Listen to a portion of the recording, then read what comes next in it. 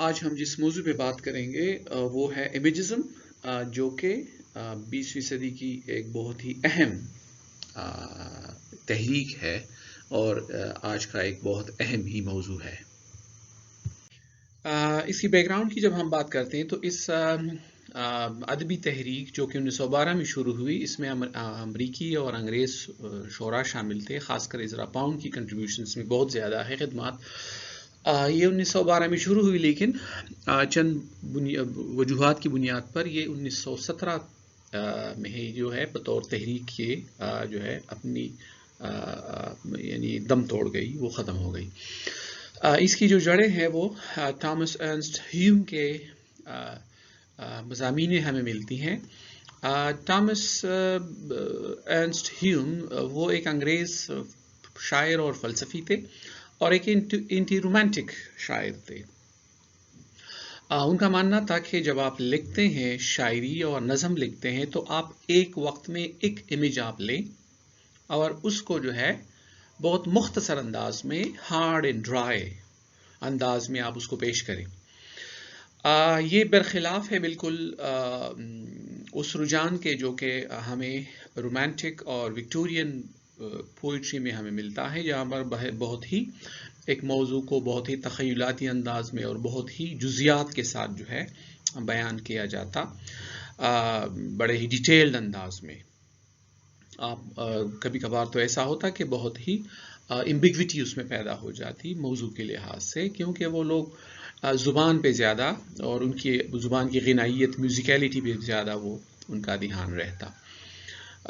تو یہاں پر جو ہے ہیوم کہتا ہے کہ آپ ایک امیج لیں، اس کو مختصر انداز میں 2-3 سطروں میں یا جتنے ضروری ہوتے ہیں ان سطروں میں آپ اس کو لکھیں، لائنز میں، اور جو معنی ہے وہ آپ رہنے چھوڑ دیں، آپ پڑھنے والے پر وہ خود معنی اس کو نکالے گا۔ یعنی اس میں سجسٹیوٹی کا ایک بہت زیادہ ایلیمنٹ زیادہ جو ہے وہ حاوی ہوگا۔ تو یہ اس کی بنیادی جو ہے اس کا بنیادی اساس ہے یہ اس شاعری، اس تحریک کا۔ بطور تحریک عزرا پاؤنڈ نے اس کا آغاز کیا 1912 میں، جس طرح ہم نے کہا، لیکن بعد میں وہ واٹسزم، ایک فیوچرسٹک اور فیوچرزم کی ایک تحریک تھی، ایک نظریہ تھا، اس میں وہ مصروف ہو گئے۔ تو اس تحریک میں اس کی جو دلچسپی ہے وہ آہستہ آہستہ کم ہو گئی، اور بائی 1915 وہ اس کی کم ہو گئی تھی دلچسپی۔ ایمی پاول جو ہے وہ بعد میں وہ آئی اور اس نے اس تحریک کے باغ دور سنبھالے اور 17 تک اس کو چلایا۔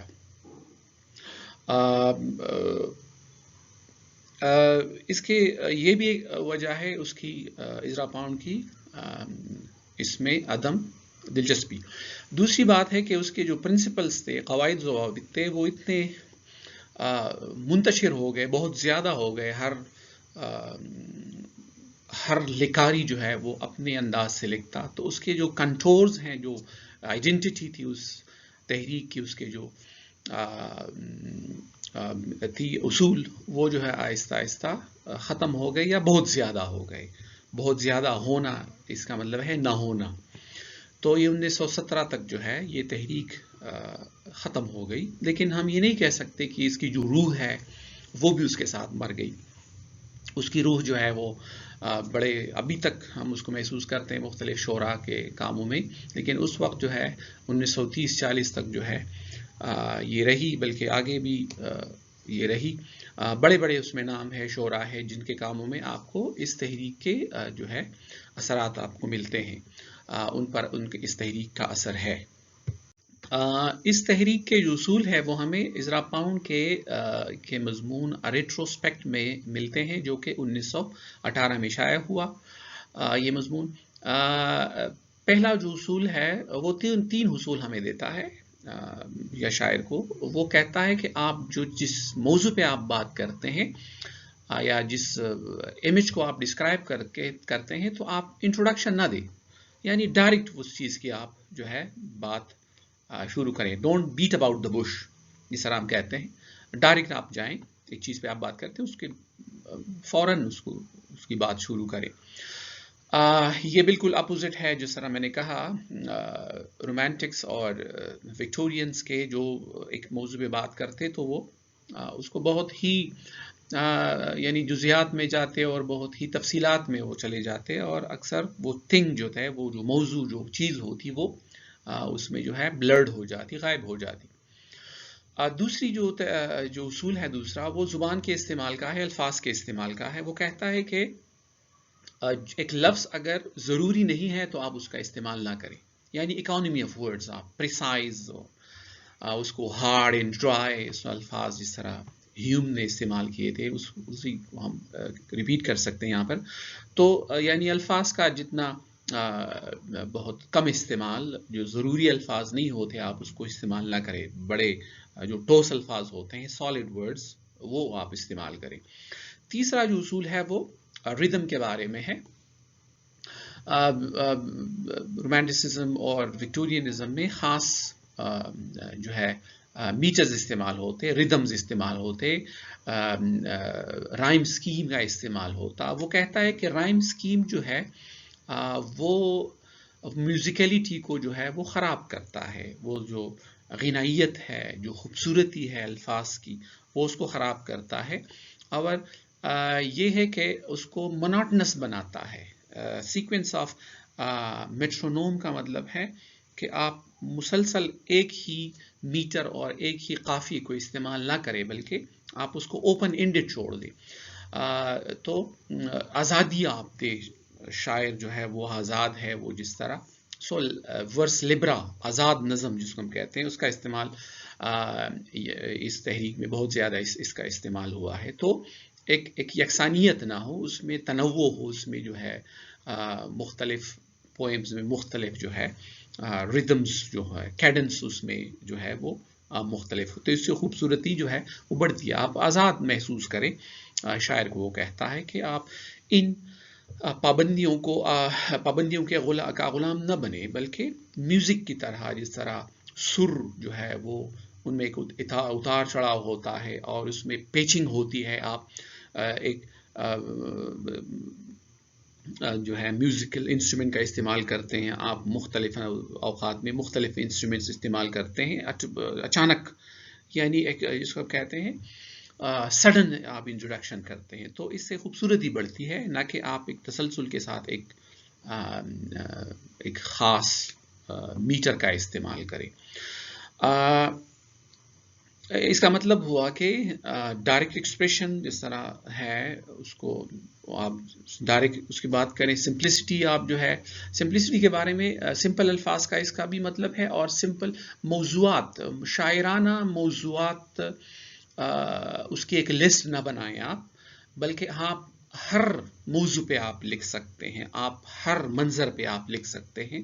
آزادی کا ایک ہے، ایک تصور دیا گیا ہے. پریسیجن وہ ہے اختصار، کلیئرٹی کا مطلب ہے وہ آپ بڑے کرسٹلائز انداز میں آپ اس کو لکھتے ہیں.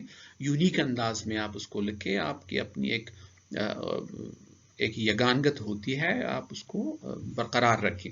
کنسنٹریشن کے بغیر شاعری جو ہے وہ کہتا ہے کہ یہ نہیں ہے، یہ پاسبل نہیں ہے. آپ ایک امیج لیں اور اس پہ کنسنٹریٹ کریں، اس پہ آپ بات کریں. یہ نہیں کہ آپ جو ہے ایک جو ہے وائنڈنگ اور ڈسپرسڈ قسم کے خیالات جو ہے شاعری میں آپ اس کو لے کے آئیں. جس طرح ہم کہا کہ جس طرح ہم نے کہا کہ یہ رومانٹسزم اور وکٹورینزم کے اس روایات کے خلاف ہے جو کہ بہت ہی ایکسٹرا ویجنٹلی اور بہت ہی ایکسیسو انداز میں اس کو استعمال کیا گیا ہے یا ضائع کیا گیا ہے. نوے الفاظ کا ضیاع کرنا اور موضوعات کو جو ہے اس کو بلرڈ کر کے پیش کرنا، تو یہ اس کے بالکل اپوزٹ جو ہے اصول ہیں. اس تحریک پر جو ادبی جو دوسرے اس پہ اثرات ہیں، اصناف کے اثرات ہیں یا دوسرے جو تحریکوں کے اثرات ہم دیکھتے ہیں، تو وہ ہے اس کا جو صنفی ایک اس پر اثر ہے وہ ہائیکو کا ہے. کیونکہ ازرا پاؤنڈ کو لگا کہ جو وہ تھیریز وہ پیش کر رہا ہے، یعنی بریوٹی کی بات وہ کرتا ہے، وہ ہارڈ اینڈ ڈرائی امیجز کی جو بات کرتا ہے، جس رحیم نے کہا تھا. تو وہ جو ہے کرسپونڈنگ ایک اگر ہم صنف کو کی تلاش کرتے ہیں تو وہ جاپنیز لیرک فارم ہے ہائیکو، اس میں جو ہے وہ ہمیں ملتا ہے. تو اس نے اس کے اوپر جو ہے ایکسپیریمنٹس کیے اس نے بھی اور اس کے ساتھیوں نے بھی، یعنی ان کو ایز اٹ از نہیں لیا بلائنڈلی، بلکہ اس میں جو ہے وہ چینجز لے کے آئے وہ لوگ، یعنی میٹر اور سیلیبلز کا کم استعمال کرنا، زیادہ استعمال کرنا، وہ ویریشنز وہ آئے ان کے کاموں میں جو ہے وہ ہم دیکھ سکتے ہیں. یعنی ہارڈ اینڈ فاسٹ جو ہے ایڈہیرنس نہیں ہے اس صنف کے. صنف یہ جو ہائیکو ہے، یہ اس کے 17 سیلیبلز ہوتے ہیں اور 3 لائنز ہوتی ہیں، یعنی 5 سیلیبلز پہلی لائن میں، 7 دوسرے لائن میں، 5 پھر آخری لائن میں.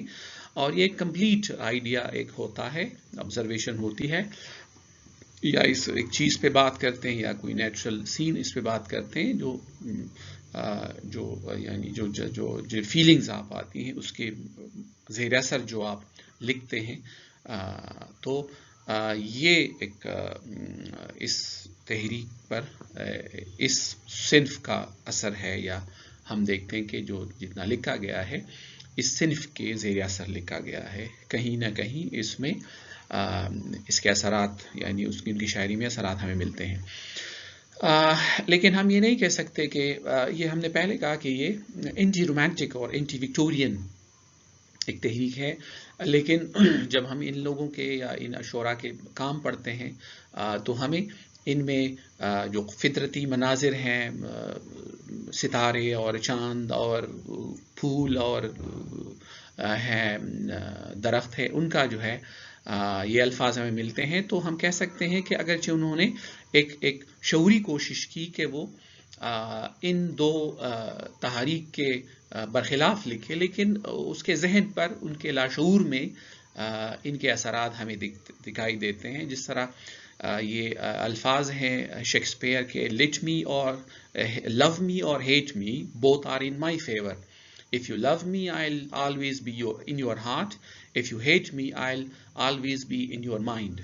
تو یہ ان اثرات سے نہیں نکلے، کیونکہ یہ ان سے پہلے جو تحریکیں ہیں، رومانٹسزم، وکٹورزم، یہ ان کے پہلے گزرے ہیں. تو یہ ہم کہہ سکتے ہیں کہ انہی تحریک کے پیداوار ہیں. لیکن انہوں نے ایک انقلابی قدم اٹھایا امیجزم کی شکل میں، لیکن یہ ان تحریک سے کا اثرات سے وہ نہیں نکلے. تو ہمیں انفلوئنسز اگر بات کرتے ہیں تو ان تحریک کی انفلوئنسز ہیں ان میں، لیکن اس کو تھوڑا سا اپنے منفرد انداز میں چیزوں کو پیش کیا گیا ہے.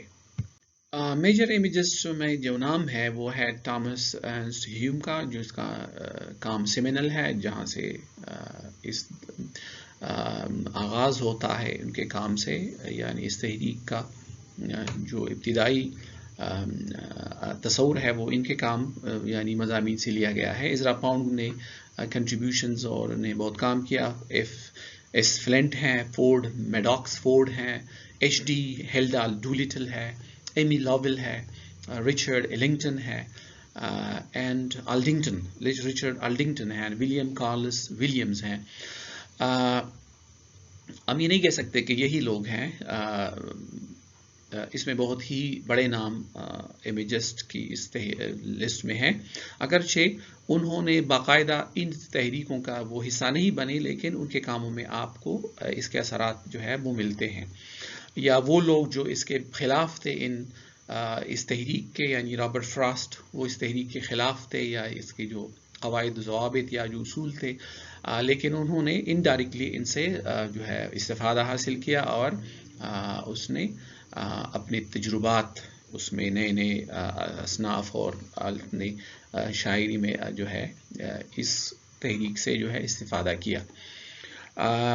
اس امیجسٹ انتھالوجیز کی بات اگر کرتے ہیں، سو ڈیز امیجسٹ 1914 میں جو ہے یہ ایک انتھالوجی پبلش ہوئی یا شائع ہوئی. پھر جو ہے جب ایمی لاویل آئی تو اس نے سم امیجز جو ہے وہ شروع کی 15 اور 16 اور 17 تک یہ جو ہے یہ شائع ہوتے رہے یہ مجلے. پھر جو ہے پوئٹری امریکہ کی ہے، اس کے میگزین جو ہے اس میں کام چھپا ان لوگوں کا. اور ایگویسٹ جو ہے 1914 سے لے کر آگے شاید 17 تک جو ہے اس میں ان لوگوں کے کام جو ہے وہ جو ہے شائع ہوتے گئے. اگر ہم ان شعراء کے جو ہے نمائندہ نظمیں یا نمونے ان کے اگر لیتے ہیں نظموں کے، تو اس میں پہلی جو نظم ہے ٹی ای ہیوم کی ہے جو آٹم کے عنوان سے شائع ہوئی. یہ بہت ہی مشہور ہے اور ایک نمائندہ نظم ہے. دوسری نظم جو ہے وہ ولیم کارلوس ولیمز کی ہے، دا ریڈ ویل بیرو. یہ جو ہے ایک بہت ہی مشہور نظم ہے، چھوٹی سی، جس میں آپ کو یہ اصول کار فرما نظر آتے ہیں ان کے جو امیجسٹ کے ان نظموں میں. اور جو بہت ہی مشہور ہے جس پہ ہم نے بات بھی کی پچھلے لیکچر میں، وہ ہے ان اسٹیشن آف دا میٹرو، جو کہ ازرا پاؤنڈ کی ہے اور بہت ہی نمائندہ اور خوبصورت نظم ہے. اور آپ کہہ سکتے ہیں کہ جتنے اصول اس نے دیے ہیں اسی اصولوں پر یہ جو ہے یہ نظم پوری اترتی ہے. 3 لائنز ہیں عنوان کو لے کے، اور یہ جو ہے ہائیکو کی فارم ہے، اور اس میں الفاظ کا بہت کم استعمال ہوا ہے، اور اس میں جو کیڈنس ہے وہ بہت ہی واضح ہے. تو اس میں آپ کہہ سکتے ہیں کہ ساری جو اصول ہیں وہ یہاں پر آپ کو ملتے ہیں. بہت شکریہ آپ کے وقت کا.